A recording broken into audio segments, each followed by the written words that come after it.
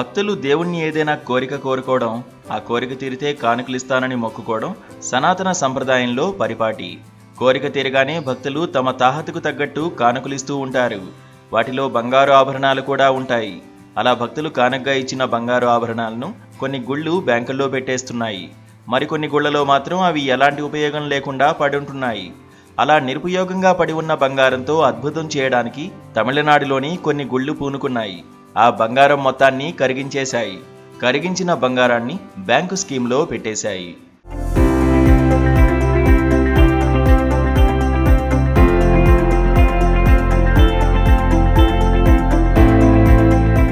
తమిళనాడులో అడుగడుగునా గుడి ఉంది.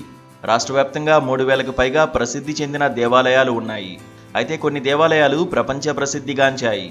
ఈ ఆలయాలను సందర్శించేందుకు భక్తులు భారీ సంఖ్యలో చేరుకుంటారు. స్వామివారికి తమ శక్తి కొలది బంగారు, వెండి వంటి విలువైన వస్తువులతో పాటు నగదుని కూడా సమర్పిస్తారు. ఇలా భక్తులు సమర్పించిన బంగారు వస్తువుల నుంచి డబ్బు సంపాదించడం ప్రారంభించింది తమిళనాడు సర్కార్.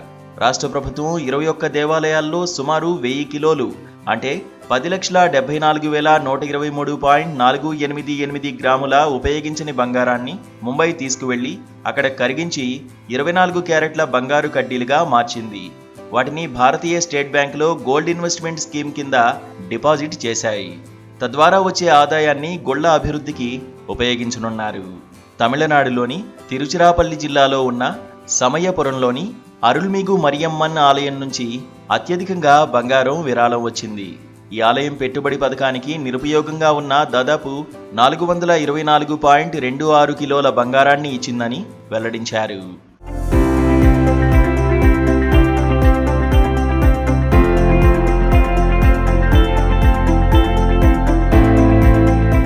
స్టేట్ బ్యాంక్ గోల్డ్ స్కీమ్ కింద 1000 కేజీల బంగారానికి గాను ప్రతి ఏటా 17.81 కోట్ల రూపాయల వడ్డీ వస్తుంది. బంగారాన్ని బ్యాంకులో జమ చేయడం వలన వచ్చే వడ్డీని దేవాలయాల్లో సౌకర్యాలను మెరుగుపరచడానికి, అభివృద్ధి చేయడానికి ఉపయోగిస్తున్నామని అధికారులు చెప్పారు. ఈ విషయాలను Hindu religious and charitable endowments minister PK Sekar Babu assembly వేదికగా తెలియజేశారు. మార్చి 31వ తేదీ వరకు ఆ బంగారాన్ని సేకరించినట్లు తెలిపారు. ఈ పథకం సక్రమంగా నిర్వహిస్తున్నారో లేదో నిర్ధారించుకోవడానికి ప్రభుత్వం 3 ప్రాంతీయ కమిటీలను ఏర్పాటు చేసింది.